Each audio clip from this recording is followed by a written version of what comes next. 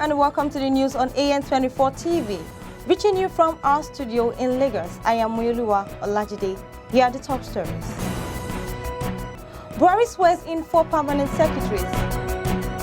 Senate passes bill to prohibit ransom payment to kidnappers. NWAJIUBA obtains APC 100 million naira presidential funds. Details after the break.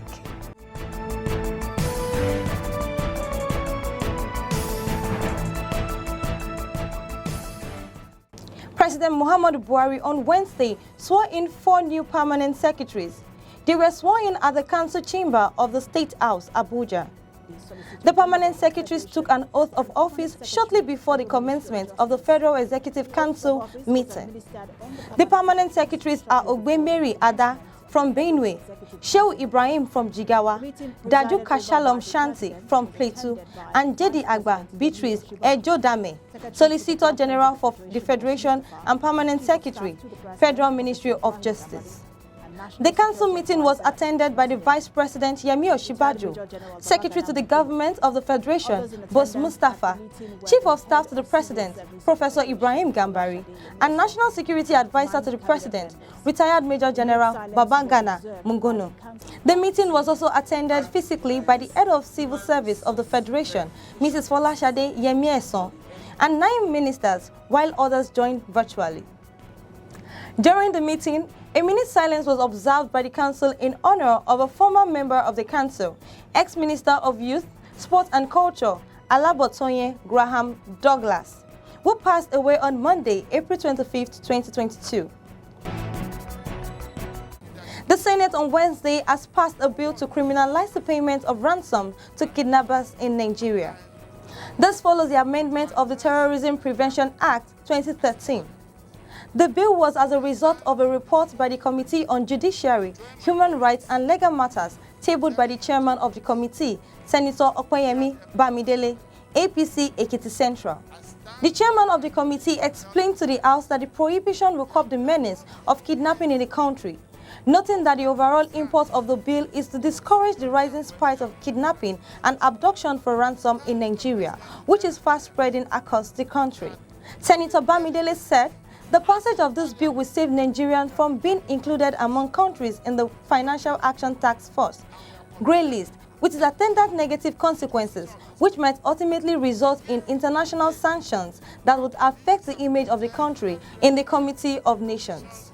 In his remarks, Senate President Hamad Lawan maintained that the bill will be an addition to the federal government's fight against insecurity when signed into law by President Muhammadu Buhari. He said the bill is one piece of legislation that can turn around not only the security situation in Nigeria, but even the economic fortunes of our country. The bill was passed by the chamber after its killed third reading on the floor. The Senate thereafter adjourned the plenary session till May 10, 2022, after the Salah break. The Minister of State for Education, Chukwuemeka NWAJIUBA, on Wednesday became the first All Progressive Congress APC aspirant to obtain copies of the nomination and expression of interest forms to vie for the party's presidential ticket. AN24 TV gathered that NWAJIUBA obtained the forms after a group of Nigerians reportedly pulled the 100 million naira fees for APC presidential expression of interest and nominations forms.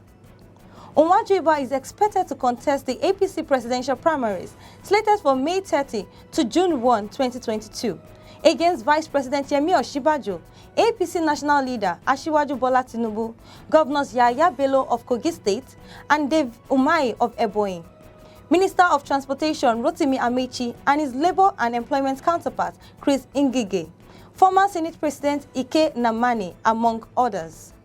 Governor Yahaya Bello on Tuesday announced payment of its 100 million naira for the APC presidential forms and is expected to pick the form today. AN24 TV also gathered from multiple sources that aspirants vying for governorship and National Assembly seats in the 2023 general elections have started obtaining their expression of interest and nominations forms at the APC National Secretariat in Abuja. Among those who have reportedly picked their nomination and expression of interest forms are Governor Simon Lalong of Plateau State, the senior advisor to President Muhammadu Buhari on Niger Delta, Ita Enang,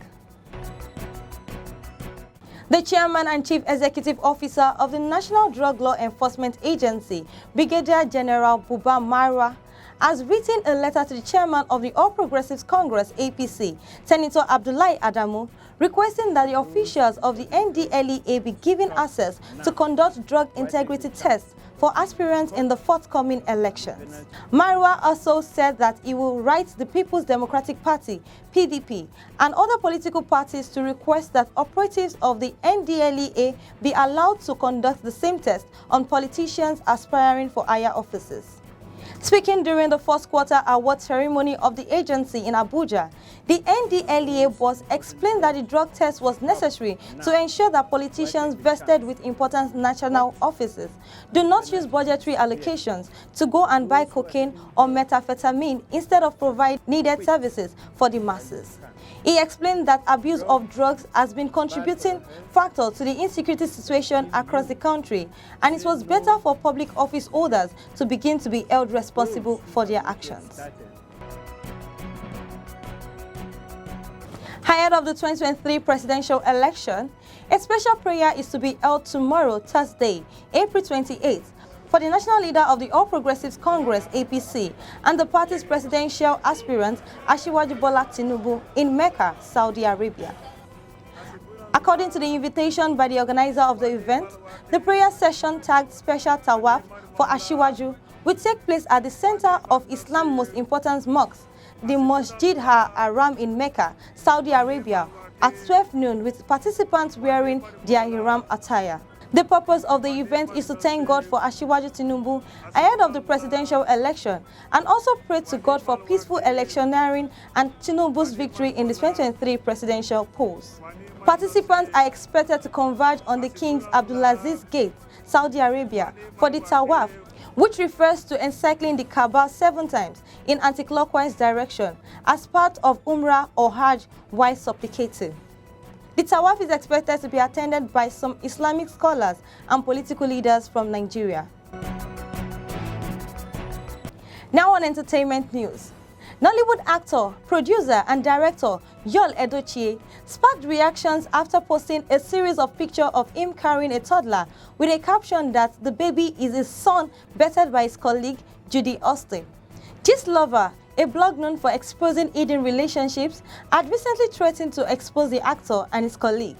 The presidential aspirant, who is married to May Edochies with 4 lovely kids, however, took to his social media pages to break the news. "It's time for the world to meet my son. His name is Dike Munachimso Yol Edochies, born by my second wife at Judy Austin 1. And I love him so much, just as I love my other children," he wrote on Facebook, Instagram, and Twitter. And that's the news on AN24 TV. You can follow us on all our social media platforms. On Twitter at AN24 TV, on Instagram at AN24_TV, on YouTube at AN24 TV. You can also read more stories on our website at www.an24tv.net.